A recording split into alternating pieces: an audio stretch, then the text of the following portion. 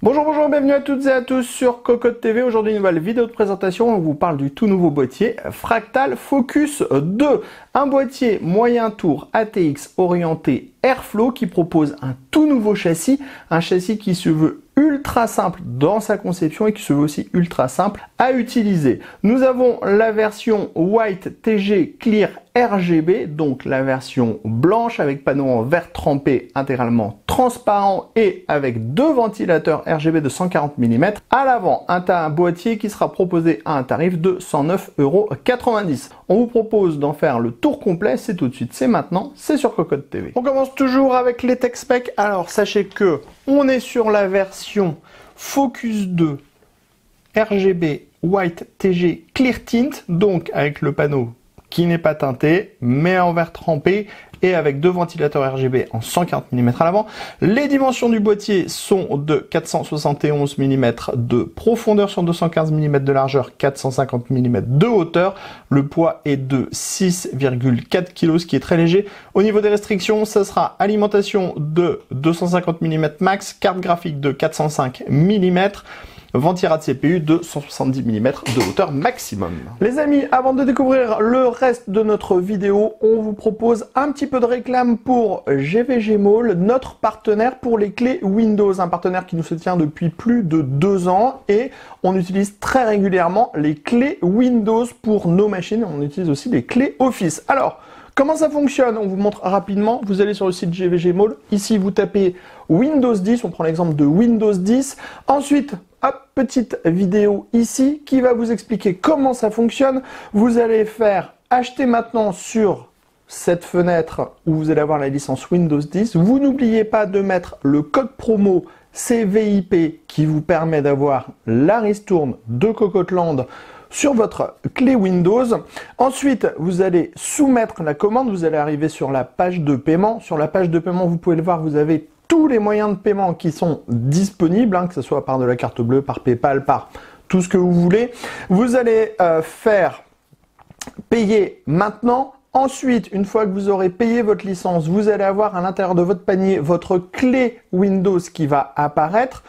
Et là, il suffit juste de copier votre clé Windows et de la mettre sur votre produit Windows 10 pour pouvoir tout simplement activer votre Windows et utiliser pleinement votre licence Windows 10. Donc, vous avez vu, 40 secondes à peu près et le tour est joué pour avoir une licence officielle pour votre PC.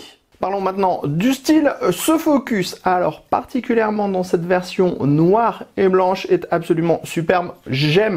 J'adore les contrastes entre le noir et le blanc qu'il y a absolument partout, même au niveau du mesh, même au niveau de la petite barre pour les ports additionnels. C'est très joli. Après, sur le design, on est sur quelque chose de très basique. Cependant, on a une face avant qui est bien travaillée avec un mesh qui est bien intégré dans cette face avant. Face avant qui est-elle en plastique et donc en mesh et exactement de la même couleur que les autres parties blanches. Donc, on a un beau mariage. Ici, on a un petit logo Fractal qui est frappé. Derrière cette partie en mesh, on va retrouver deux ventilateurs de 140 mm. On est clairement sur un boîtier qui sera orienté Airflow. Sur le côté gauche, on va trouver un panneau en verre trempé qui est maintenu avec deux vis à main qui resteront en place. Les pourtours sont peints en noir et ici on voit qu'on a une sorte de cache noir, donc il est intégré au panneau et va faire office de demi-cache alimentation.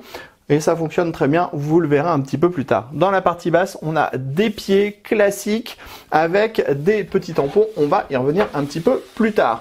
Sur le côté droit, c'est panneau en acier blanc, tout simplement. Et là, vous voyez bien par transparence les deux ventilateurs de 140 mm qui sont montés sur une grille qui est également compatible 3 x 120 mm. On passe maintenant sur le dessus. Sur le dessus, on va voir ici le panneau de contrôle avec le Power On qui est RGB, le bouton pour la gestion du RGB, les entrées-sorties audio, les deux USB 3.0 en option. On pourra acheter du type C. Ici, on a une grille avec un mesh plastique aimanté. La grille est compatible 2 x 120 mm, 2 x 140 mm ou radiateur de water cooling en 240 mm maximum. Si on passe à l'arrière, on retrouve une grille pour un ventilateur de 120 mm avec réglage de la hauteur sur 3 cm, l'emplacement de la plaque IO Shield de la carte mère, 7 slots d'extension avec des caches ajourées, non soudées, montage par vis à main Dans la partie basse, on a l'emplacement de l'alimentation avec des patins en caoutchouc et un filtre amovible en dessous. On termine sous le boîtier avec 4 petits pieds en plastique qui intègrent des petites mousses. On a ici le filtre amovible à destination de l'alimentation. Et ici, on a des points d'ancrage pour installer une cage HDD fractale si nécessaire. On pénètre à l'intérieur de ce Focus 2. On est sur un boîtier qui va être compatible ATX Micro, ATX, ITX. On a un large accès backplate dans le fond et un grand et unique passage dans la partie haute. Sur le côté, on retrouve un grand et unique passage qui est juste à côté d'une platine qui permettra l'installation de modules en 3,5 pouces, donc 2 disques durs. Dans la partie basse, pas de cache alimentation, on a juste le rabat en fait de la porte en verre qui va faire comme si on avait en fait un cache alimentation. Ça va juste venir cacher le plus gros du bloc et une partie des câbles. C'est assez intelligent comme principe, ce qui fait que quand on viendra monter l'alimentation, on la passera directement par la partie avant, ce qui est assez bien. Au niveau de l'emplacement de l'alimentation, on retrouve des patins en caoutchouc et on a un filtre amovible en dessous. Ici, on a des points d'ancrage. Ce sont des points d'ancrage pour installer une cage HDD optionnelle. À l'avant, on va retrouver 2 ventilateurs de 140 mm de base. On pourra mettre aussi 3 ventilateurs en 120 mm. Pour le water cooling, on sera sur 360, 280 mm. Attention, quand on mettra du water cooling en 280, alors même en 360, si on fait du push-pull, eh bien, on pourra avoir un problème de compatibilité avec les disques durs, donc à vérifier. Sur la partie arrière, on trouve un emplacement en 120 mm avec un réglage de la hauteur sur 3 cm. L'emplacement pour la plaque IO-Shield de la carte mère et on a 7 slots d'extension avec des caches ajourées non soudées, le tout sur un châssis frameless avec un montage par vis à main. Enfin ici on a l'emplacement pour visser l'alimentation. On termine dans la partie haute avec une grille qui est protégée par un mesh plastique au-dessus.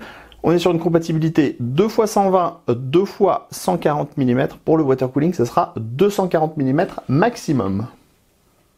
À l'arrière du plateau de la carte mère, on retrouve le passage dans la partie haute, le passage sur le côté, des tonnes de dispositifs pour mettre des colliers.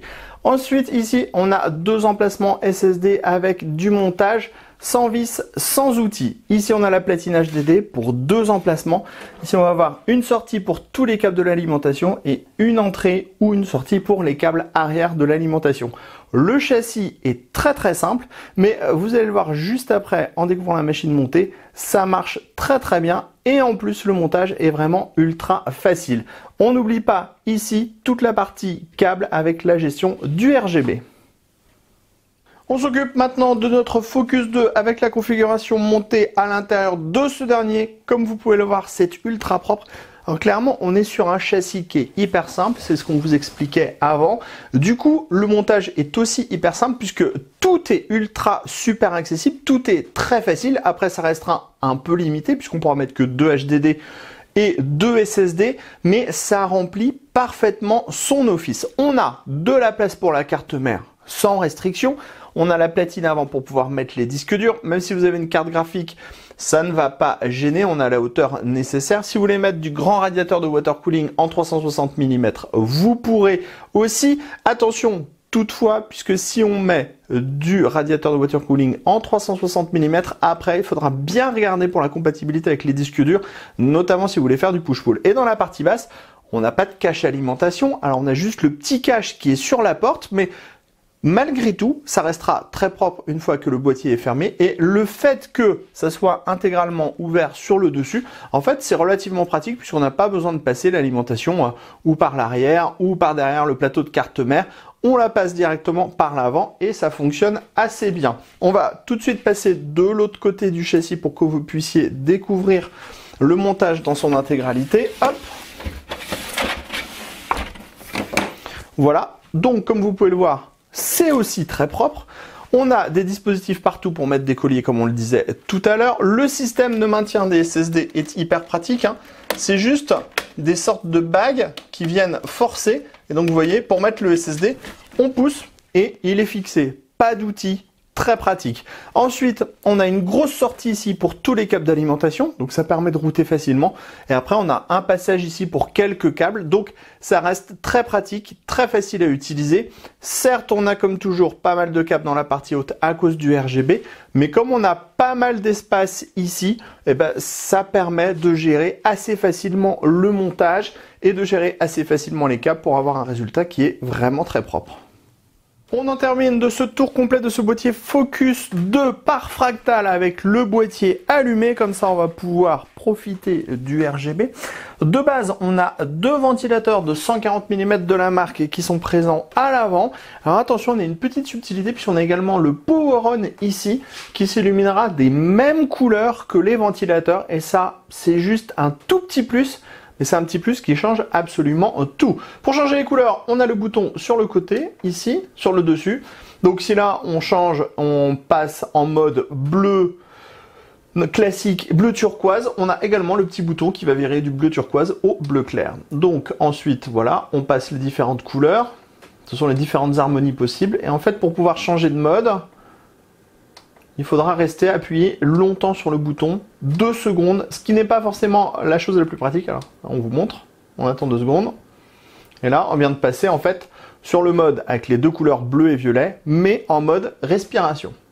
Si on réappuie 2 secondes, on change de nouveau et on va avoir le bleu qui va tourner. Donc, ça va créer une nouvelle animation.